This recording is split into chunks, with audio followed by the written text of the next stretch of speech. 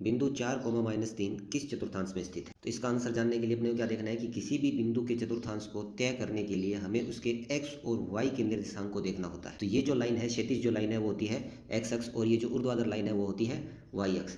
x और y अगर किसी समतल को काटते हैं, ठीक है, तो वो उसे बराबर 4 भागों में बांटते हैं। तो पहला भाग जो है वो कहलाता है प्रथम चतुर्थांश, दूसरा भाग द्वितीय चतुर्थांश, तीसरा भाग तृतीय चतुर्थांश और चौथा भाग है चतुर्थ चतुर्थांश। प्रथम चतुर्थांश में x की वैल्यू भी प्लस की आती है और y की वैल्यू भी प्लस की आती है, क्योंकि यहाँ पे x की लाइन पे पूरी की पूरी वैल्यू प्लस की होती है और y पे भी प्लस की होती है। द्वितीय चतुर्थांश में x की वैल्यू माइनस की आती है और y की वैल्यू प्लस की आती है, क्योंकि इधर माइनस और इधर प्लस होता है जी। और तृतीय चतुर्थांश में x की वैल्यू भी माइनस की होती है और y की वैल्यू भी माइनस की होती है, क्योंकि इधर माइनस है और इधर भी माइनस है।